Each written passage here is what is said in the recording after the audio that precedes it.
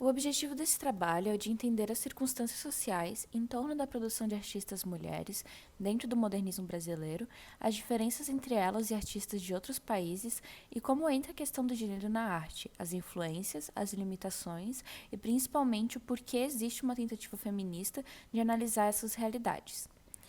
Esse trabalho vai ser dividido em 3 partes: uma introdução geral sobre os conceitos que permeiam a análise feminista, como as dinâmicas de gênero se aplicam na realidade brasileira e, por fim, o que diferencia as artistas mulheres dos artistas homens em questões de narrativas e análises que são criadas em cima da sua produção. As referências utilizadas estarão todas na descrição do vídeo e no final dele. Então, para entender a análise de arte feminista, temos que compreender quais são as circunstâncias sociais que marginalizam as pessoas que têm as suas funções sociais sexuadas pela sociedade e os impactos dessa ação na criação dos indivíduos. O termo função sexuada compreende as coisas que são atribuídas um valor específico por conta do gênero que a pessoa foi designada, diferentemente da situação de homens cisgêneros que têm as suas produções e as características delas entendidas por si, como se o seu gênero fosse neutralizado da equação.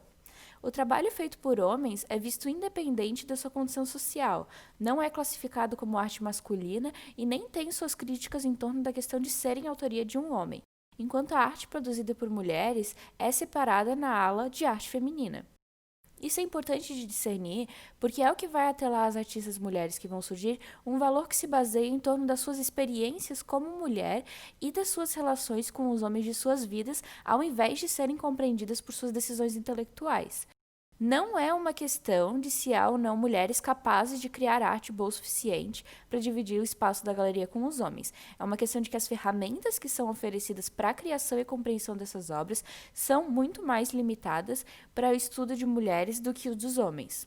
Minorias de gênero, raciais, étnicas e religiosas sempre vão ter uma abertura muito mais limitada que a de homens cisgêneros, heterossexuais e brancos. É notável que, mesmo com a sociedade tentando impedir a participação desses indivíduos, alguns ainda assim conseguem ganhar destaque. Porém, mais importante do que ressaltar as exceções à regra como exemplos de superação, a gente precisa realizar um esforço para entender por que existe, num primeiro momento, a necessidade de haver uma exceção. Como Linda Nochlin vai demonstrar no seu texto Por que não existem grandes mulheres artistas, a construção de um artista de sucesso dentro da nossa percepção social do que é o sucesso perpassa por diversos filtros de classe social, raça e sexo. Não é à toa que os poucos exemplos que nós temos de mulheres modernas de grande impacto são da classe média alta, brancas, com famílias dispostas a investir dinheiro e incentivar os seus estudos no exterior, lhes oferecendo recursos que antes eram oferecidos apenas aos homens.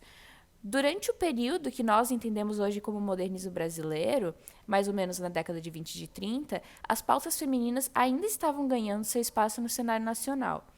Ainda não existia um movimento político autodeclarado feminista, mas a articulação sufragista ia conquistar o direito ao voto em 1932 na nova lei eleitoral.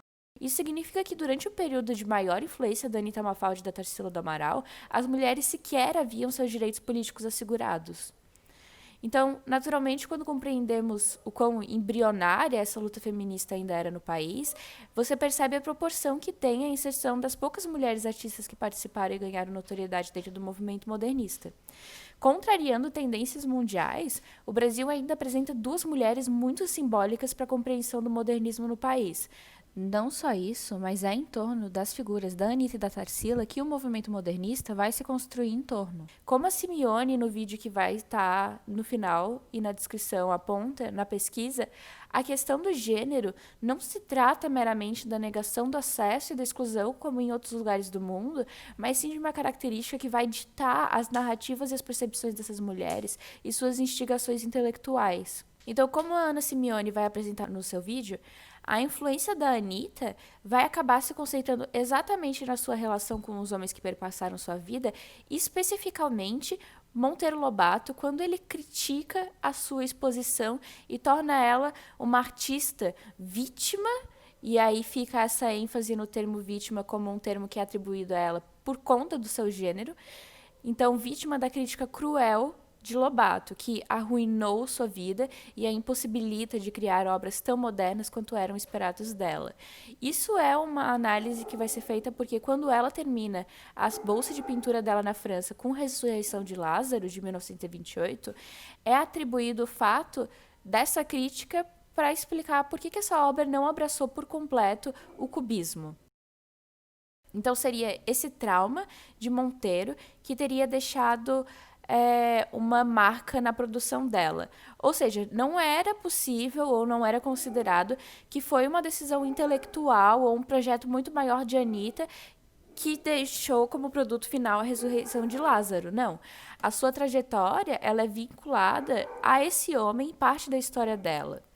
É esse caráter de vítima da situação que Simeone também vai apontar, que faz com que os reais modernos, entre aspas, homens que iriam se organizar em volta dela, por conta dessa crítica, formem a Semana de 22. Então, para ela tem muito mais uma função dentro da história de catalisador desse movimento moderno do que necessariamente uma artista que está criando e cumprindo seu ofício e seguindo a carreira que ela tinha planejado. Depois dela, em questão cronológica, vem a Tarsila. E a Tarsila seria a segunda moderna em tempo histórico, mas a mais reconhecida. Mas não é só a sua excelência plástica que vai fazer com que ela ganhe o reconhecimento. É a percepção da Tarsila como essa dama do modernismo, que nem vai ser usado nos jornais, a sua beleza sendo parte de uma mitologia em torno da sua figura, que vai fazer com que essa receba atenção e seja imortalizada na história como a bela Tarsila. A Simeone vai inclusive comentar quanto ao investimento por parte do seu ex-marido Oswald de Andrade em levar ela a ganhos estilistas e financiar a manutenção da sua aparência como um fator para ela ser inserida dentro do mercado de arte. Parece que, inevitavelmente, por tanto a Anitta quanto a Tarsila compartilharem do gênero, nacionalidade e carreira, foi inevitável impedir as comparações uma com a outra enquanto elas estavam ao mesmo tempo na França. E, em contraste com a colega, Tarsila estava produzindo o que era considerada a real arte moderna brasileira, que tinha conseguido unir a identidade brasileira com as expressões modernas, com o exemplo da Negra de 1923.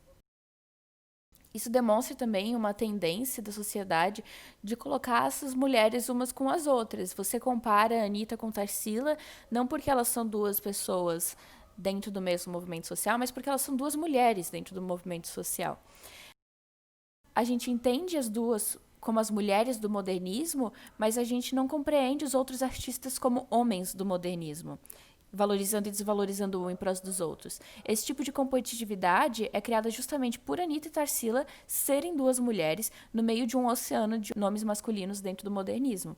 Mas ainda assim, elas terminam sendo, dentro do Brasil, os maiores nomes, que é algo que não se perpetua em outros países da mesma maneira. Existe, segundo Simeone, na Rússia, uma equidade um pouco maior entre nomes masculinos e nomes femininos, e a gente tem outra exceção dentro do México com a Frida Kahlo, mas ainda a Frida também corre o mesmo problema que ocorre com Tarsila e com Anitta, de que ela tem a vida dela parcialmente atribuída a um homem, em que durante o período de atividade dela era reconhecida como a mulher de Diego Rivera.